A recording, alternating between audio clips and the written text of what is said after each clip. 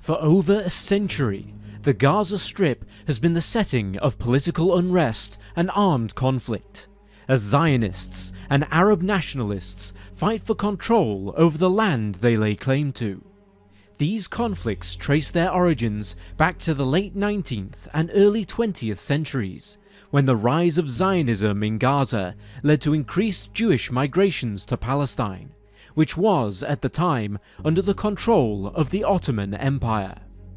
As tensions grew, the Jewish migrants gained Western support for the creation of a national home for Judaism based in Gaza.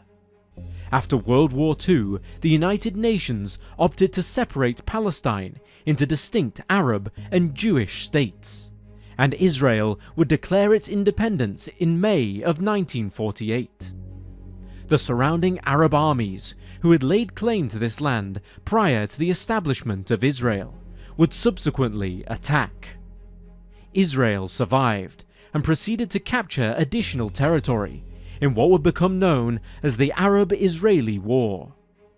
This would cause hundreds of thousands of Palestinians to become displaced, even more so when Israel occupied the Gaza Strip, East Jerusalem and the West Bank after the 1948 war had ended. Once the conflicts had been resolved, a permanent settlement that suited both the Jewish and Arab states has never been reached. In 2007, the militant group Hamas took back control of the Gaza Strip, and so Israel, with the assistance of Egypt, blockaded the region, which has led to several armed conflicts across Gaza in the modern world. And this is where we find ourselves today, in the newest and largest scale war that Gaza has seen since 1948. Commencing on the 7th of October 2023, the current Gaza war has been a devastating and deadly conflict that has forced Palestinian refugees from the region and changed the shape of Gaza for the foreseeable future. Now the fate of the region hangs in the balance. In today's video, we will be examining the events and battles of the ongoing war in Gaza, taking a look at how the conflict has started and how it continues to play out. Welcome to Wars of the World.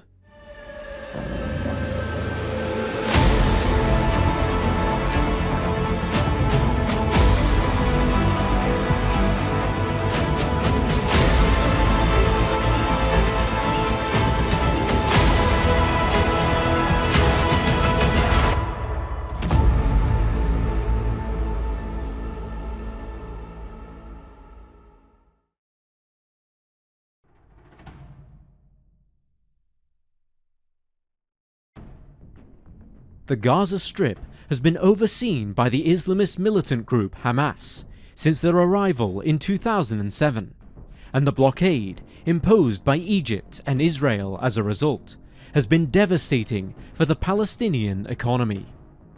While Israeli officials have described the blockade as a necessary measure to ensure the security of their borders, international rights charities have sparked concern that the blockade has been used as a punishment of sorts.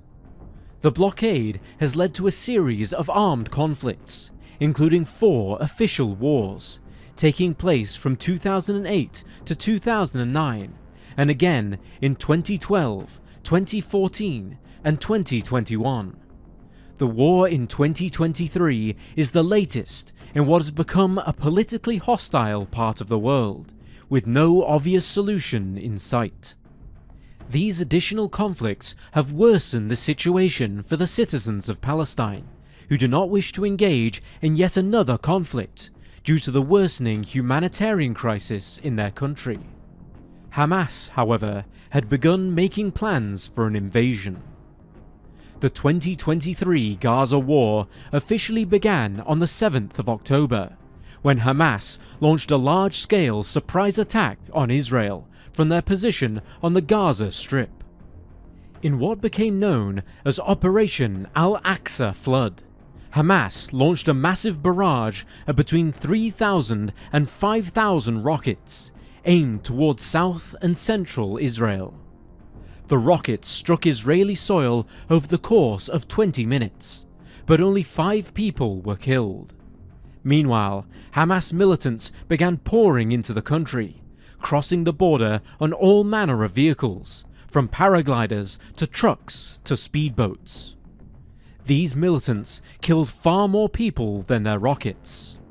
Gradually, the men on the ground made their way into Israeli settlements, or kibbutzim, where they began torching buildings and taking hostages. Near Re'im, around 325 civilians were massacred or taken hostage by Hamas militants, who reportedly engaged in the torture of their captives. As Israel entered a state of emergency, their government, run by Benjamin Netanyahu, came under scrutiny for failing to intercept Hamas fighters as they began to invade. The military had not raised the alert level necessary when Hamas movements towards their borders had first been detected in the days prior to the attack, and political leaders had not been made aware that a potential war was imminent. Had the alarm been raised, they may have avoided the large-scale slaughter of their civilians and the escalation to war.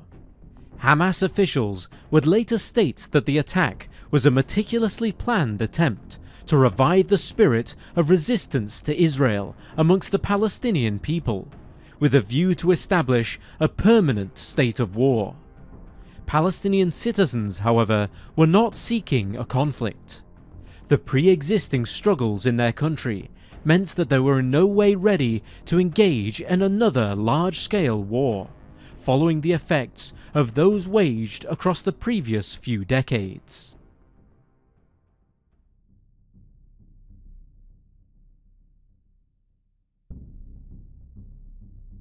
The Israel Defense Forces spearheaded the counterattack on Hamas just a few hours after the militants had invaded.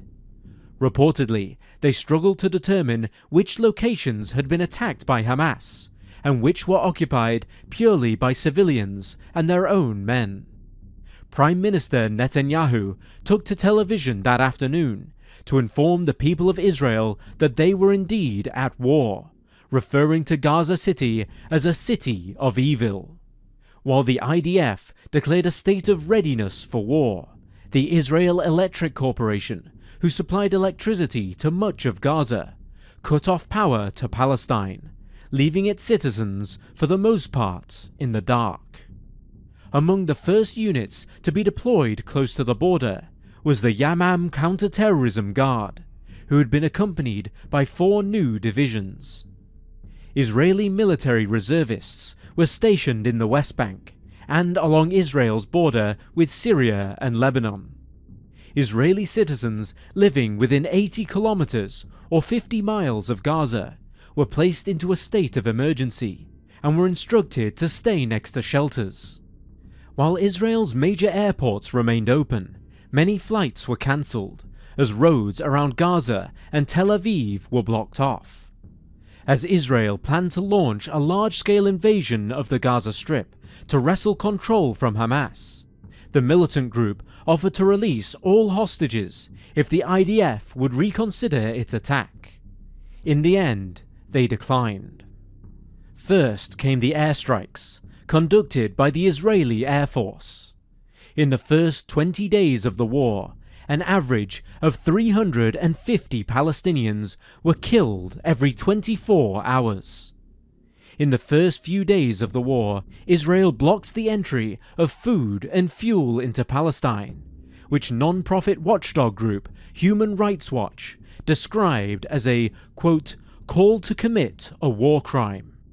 This effort was spearheaded by Defense Minister Gallant, who eventually eased the pressure when United States President Joe Biden urged the IDF to end the siege.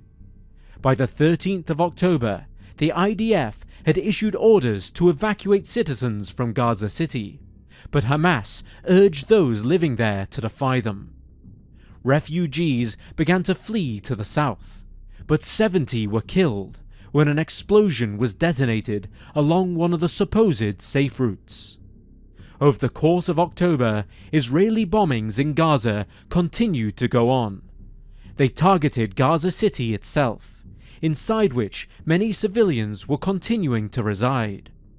Notably, hundreds of Palestinians were killed when a bomb exploded upon the Al-Ali Arabi Baptist Hospital. The IDF denied involvement in this bombing, claiming that the explosion was the result of a failed rocket launched by jihadists in Palestine. However, they too denied any involvement. By the 27th of October, Israel had begun to amass a force of around 100,000 soldiers to launch a ground invasion of northern Gaza. While these forces prepared to attack, additional airstrikes in the vicinity of Palestinian hospitals continued to kill thousands. Over 100 Palestinian civilians would be killed at the end of October as well, when Israeli forces bombed a large apartment building in central Gaza. The following day, the first Palestinian refugees left Gaza, bound for Egypt. They consisted of 500 individuals, many of which were seriously injured. The first ceasefire would arrive in late November, brokered with support from Qatar, and several hostages were released from either side. By the 24th of November, active fighting had been paused, but both Hamas and Israel accused either side of breaking the truce. By the 1st of December, the ceasefire had come to a close, and soon the sounds of bombings and gunfire could be heard echoing throughout Gaza City once more.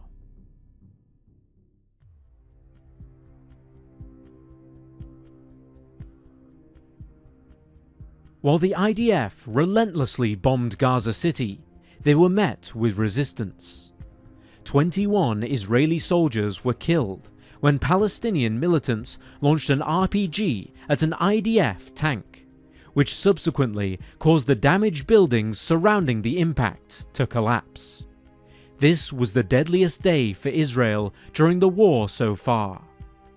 The IDF continued to assault Gaza City across January, with multiple civilian casualties alarming both human rights charities and international commentators. By February of 2024, however, Israel turned their attention to another location, Rafah. Rafah, located in the southern Gaza Strip, lies roughly 30 kilometers or 19 miles southwest of Gaza City. Most of the Palestinians who had been displaced from their homes had fled here from the north. By the time Israel had looked to take Rafah, around 1.4 million Palestinian refugees were found to be located here, around 70% of Gaza's overall population. The Rafah offensive's early phases began with both a bombing campaign and a hostage rescue operation, as IDF forces attempted to retrieve prisoners that had been captured by Hamas. As Israeli presence in the city's outskirts grew, the IDF began cutting off food supplies and aid intended for the refugees in Rafah, and they killed or wounded hundreds as they attempted to swarm arriving trucks for resources. These attacks led to the killings of several international aid workers from the World Central Kitchen, who died in an Israeli airstrike on the 1st of April 2024. This caused multiple aid providers to withdraw from Gaza, placing the Palestinian people in an even more dire situation. While this was taking place, the IDF were gearing up for a large-scale offensive on Rafah. Prior to the attack, Israel had constructed a new road running from east to west Gaza, with the intention of mobilizing their troops, and to connect IDF positions. By the 7th of April, IDF forces began to withdraw from Gaza City itself, and displaced Palestinians living in Rafah started to return to their homes. Now rumors of an assault on Rafah had begun circulating, which only worsened when Israel began to intensify airstrikes on the city. By the end of April, Israel were threatening to launch a full-scale offensive on Rafah, and began ordering civilians to evacuate to the agricultural area of al-Mawasi. Despite attempts by Egypt and Qatar to orchestrate another ceasefire, Israel continued its plan to launch an attack on Rafah. The IDF began to gather at the city's outskirts on the 31st of May 2024 and took control of the Rafah crossing the day after, blocking off any easy escape routes to Egypt. Palestinians began to flee Rafah in their hundreds of thousands as the IDF continued to attack schools and refugee camps on the city's outskirts. In one attack on the Nusayrat refugee camp on the 8th of June, 4 Israeli hostages were rescued and 274 Palestinians were killed. This was followed up by an invasion of the Al-Shuya'iyya neighborhood and attacks on 21 additional schools. The offensive on Rafah was succeeded by an Israeli attack on Khan Yunis, another city in the southern regions of the Gaza Strip, from which many Palestinians had also been previously displaced. The attack commenced on the 22nd of July 2024 and saw 73 Palestinians lose their lives on that day alone. Much of Khan Yunis would be destroyed in the invasion, notably the Grand Mosque, which had sustained massive damage. The IDF claimed to have killed over 250 Palestinian militants during the month-long offensive on Khan Yunis, and finally withdrew in late August. Across South Gaza during August and early September, the IDF announced the deaths of over 200 additional militants in Tel al-Sultan, and launched a series of missile strikes on a small encampment in al-Mawasi, which killed up to 40 Palestinians.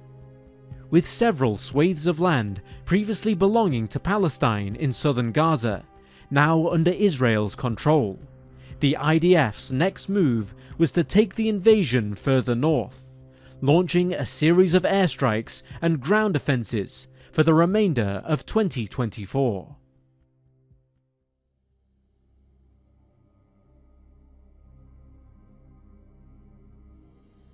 October had begun with further airstrikes, notably destroying the Shuhada al-Aqsa Mosque in the city of Deir el-Balah. Later that same month, a strike on the Rufaida school, which had been converted into a shelter in the same city, killed 28 Palestinians and wounded a further 54.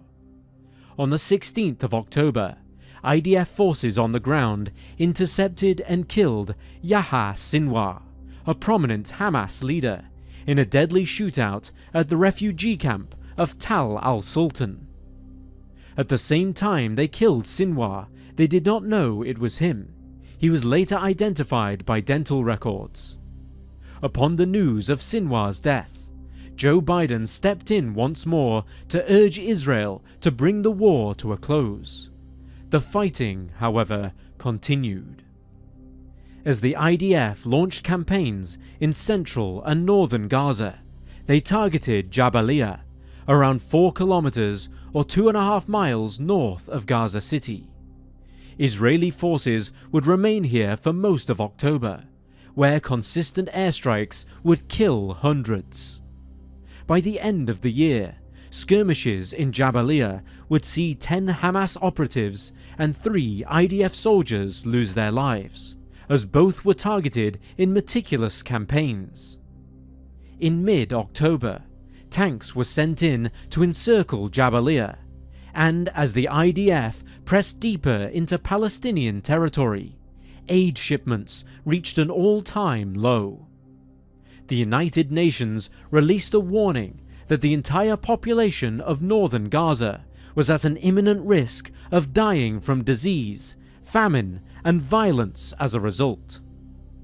While the shellings at Jabalia continued, the IDF continued to issue evacuation orders to those living within the city, and the casualties continued to surmount. Amongst them were additional aid workers. In mid to late October, IDF forces pressed further to the north, with a view to tightening their siege on northern Gaza. Aid trucks travelling to the north were intercepted, civilian buildings were shelled, and citizens were abducted. Primarily targeted in these abductions were men and boys. The IDF were, at this point, speculated to have been turning the North Gaza Strip into a military zone, and declared that anybody in the area, including those they had abducted, were militants. In early November, Brigadier General Itzik Cohen of the IDF announced to journalists that no civilians were left in the northern Gaza Strip, or at least according to their definition, and that there was no intention to allow its residents to return.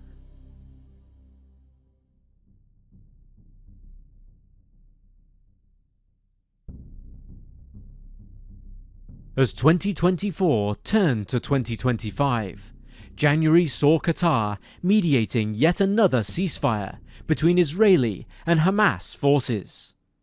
Hamas had agreed to release several hostages in exchange for the safe return of their own fighters who had been held in Israeli prisons.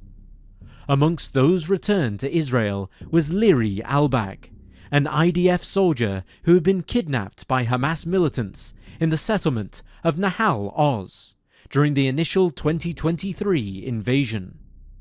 During her time as a captive, she endured extreme harsh physical treatment at the hands of the militants, and while she has since resumed military service, has become a public advocate for the release of additional hostages. While it is sadly the Palestinian people that have had to face the harsh brunt of the IDF's invasion, it is Hamas that are known to have been particularly cruel to those in their captivity. With the second ceasefire now in place, thousands of displaced Palestinians began to return to their homes in northern Gaza. Despite the agreement though, Hamas accused the IDF of violating the ceasefire's terms, and withheld the release of several Israeli hostages until mid-February. Netanyahu and the newly elected United States President Donald Trump threatened to restart the war if Hamas did not comply. And so they did, releasing multiple hostages on the 13th of February. Hamas provided the IDF with a further 6 hostages on the 22nd of February, and requested the return of 600 captured Palestinians. But Netanyahu refused, noting that he would not permit the use of hostages for propaganda purposes. By the 25th of February, a deal was struck, and hundreds of Palestinians were returned to Gaza without any form of public spectacle or ceremony. The ceasefire was due to end by the 1st of March. Israel had requested an extension to exchange all remaining hostages, but Hamas refused. The war could have ended here, as talks were in place to potentially have the IDF withdraw from Gaza, but unfortunately this never took place. Israel also wished to extend the ceasefire to cover the Ramadan and Passover periods for both the Muslim and Jewish faiths respectively, with both dead and living hostages exchanged during that time.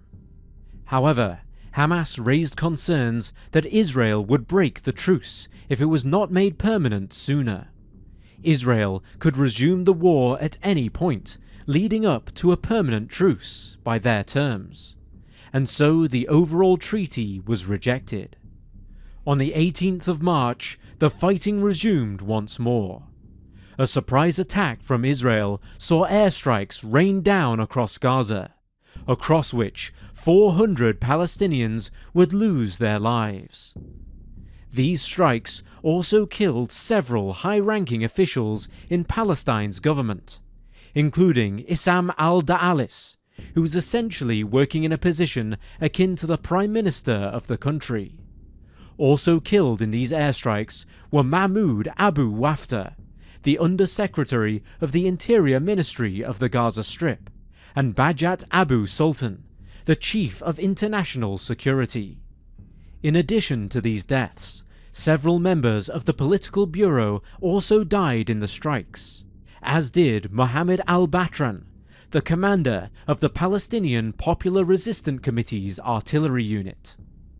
As fighting began to recommence across much of Gaza, the IDF began targeting hospitals and UN offices, and also opened fire on humanitarian vehicles who were resuming the transport of aid to Palestinians in the north. Hamas, at this point, began to face mass resistance from thousands of Palestinians across Gaza, calling for them to end the war and renounce their rule over the Gaza Strip. These Palestinians had grown weary of the years of conflict that had ravaged their country, as well as their suppressed freedom of speech when it came to voicing opinions on the war. But nonetheless, the war sadly continued. In early April, Israeli planes bombed civilian buildings in Shuja'iyah, and Rafah became encircled by Israeli military vehicles once more. Across the month of April, the IDF tightened the hold it was gaining on Gaza before the ceasefire, and continued to strike at residential buildings, schools, and hospitals.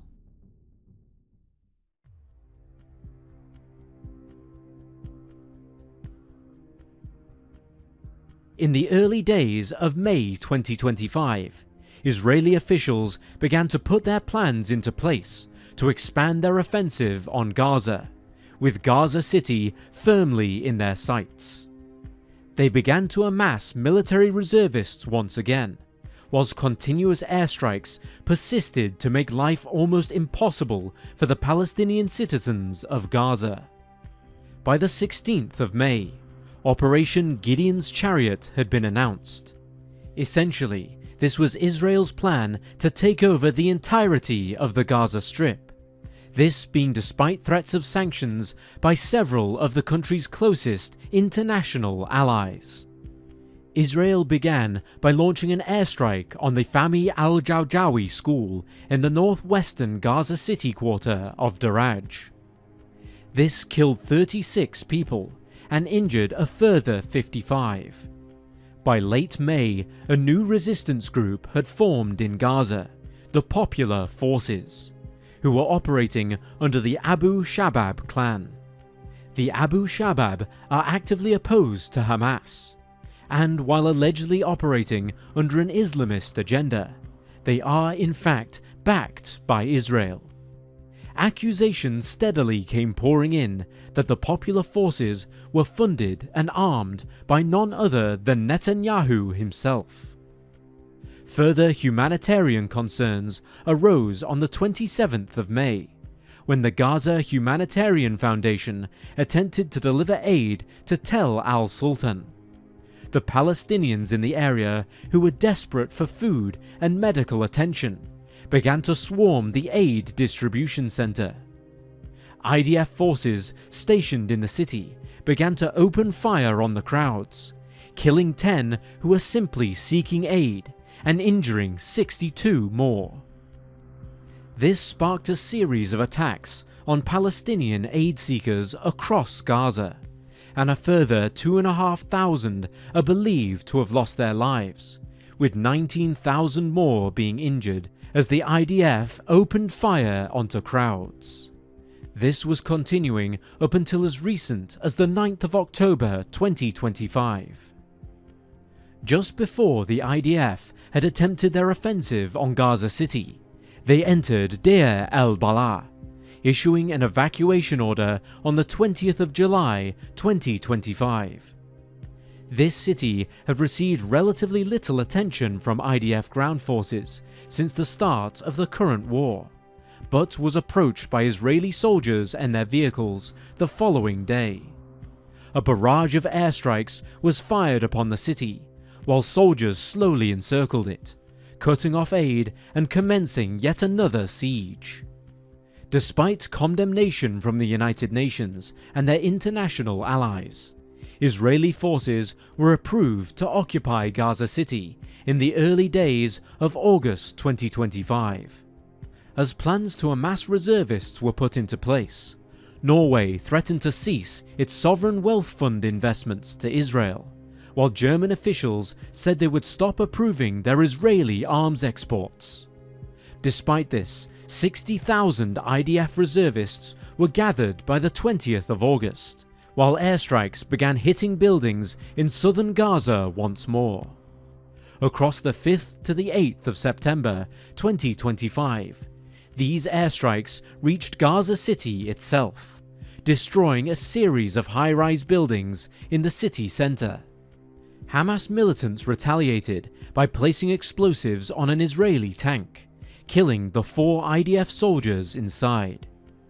The following day, an official order to evacuate Gaza City was issued, and a full offensive was launched, with armoured vehicles and infantrymen pouring into the city from the surrounding regions. By the 23rd of September 2025, as the airstrikes continued to batter Gaza City, the IDF announced it had fully encircled the area and had occupied several urban and coastal areas in its vicinity. More than half of Gaza City came under Israeli control by the 27th of September. The attacks would continue up until the 4th of October, when Netanyahu himself halted the offensive in response to a third ceasefire proposal. This is where we find ourselves today, in an uncertain and shaky period of truce that threatens to be broken at any moment.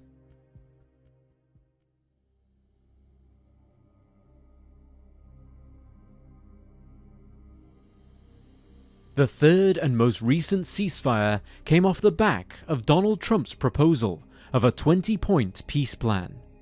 The United States government has proposed that all hostages in Gaza be released, and that the war should be brought to an official close. The plan also states that Israel should withdraw from the Gaza Strip, and Hamas should be disarmed. Additionally, a temporary transitional government has been proposed to see Gaza through to a potential age of peace. The deal has been accepted by Israel, and the surrounding Arab states have urged Hamas to do the same. The militants subsequently agreed to release all hostages and to end the war, and that they would rescind their administration in the Gaza Strip. But they weren't ready to bring the negotiations to a close. Israel had switched from an offensive stance to a defensive one by early October, and after additional negotiations were carried out, an agreement to Phase 1 of Trump's peace plan was reached with Hamas. As Israel began to withdraw to a pre-agreed deployment line in Gaza, Hamas was instructed to release its 48 remaining Israeli hostages within a 72-hour period. 20 of these hostages were still alive at the time the exchange was carried out, all of whom returned safely to Israel. The IDF, on the other hand, returned over 1,700 Palestinians to Gaza who had been held without charge, as well as 250 more who had been charged with crimes in Israel. By all accounts, aid has begun returning to those in need across northern Gaza, and the region appears to have been recently repopulated by those who were displaced in the IDF's most recent invasions. Peace in Gaza has historically been difficult to achieve, and fighting has, to an extent, continued in the region. On the 19th of October, 2 Israeli soldiers were killed in Rafah. While Hamas denied any involvement, Israel believed the militants were to blame. Concerns arose that Hamas were willing to violate the potential peace agreement, and Israel resumed its bombing of Gaza in retaliation to the killings. At least 29 Palestinians are thought to have been killed as a result. Later, on the 28th of October, another IDF official claimed that his forces were shot at, again in Rafah. An Israeli soldier had been killed in the ensuing shootout, and Hamas, again, denied being responsible. Netanyahu responded with additional strikes, and the subsequent Israeli attacks killed at least 104 people across Gaza. Since the third ceasefire has been put into place, Israel are believed to have leveled over 1,500 buildings across the Gaza Strip.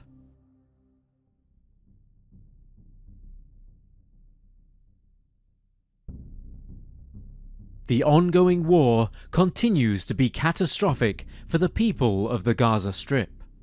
As of the 19th of November 2025, the Gaza Health Ministry and the Israeli Ministry of Foreign Affairs claimed that over 72,500 people have perished in the conflict since the initial attacks on the 7th of October 2023.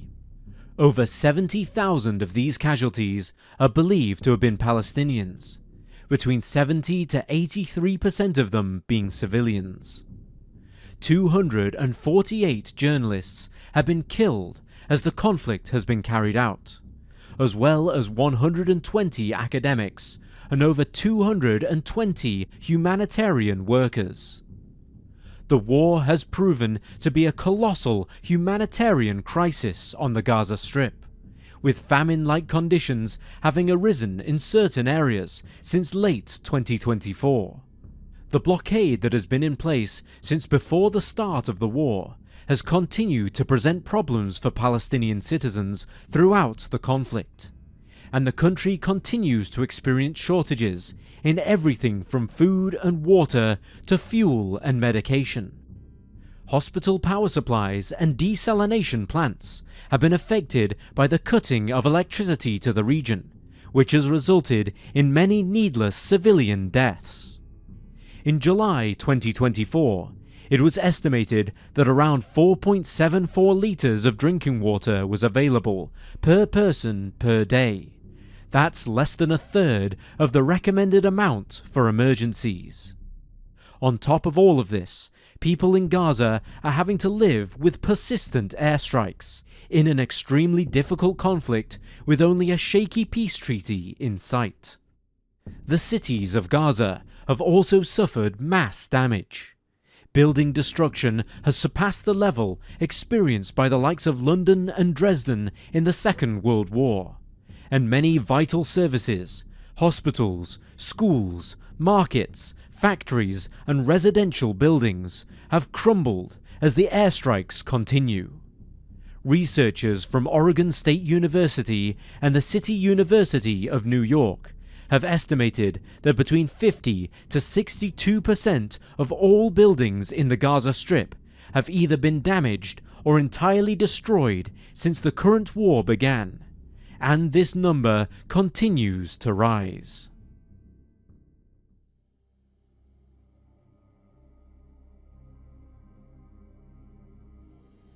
We stand on unstable ground when it comes to the current war in Gaza.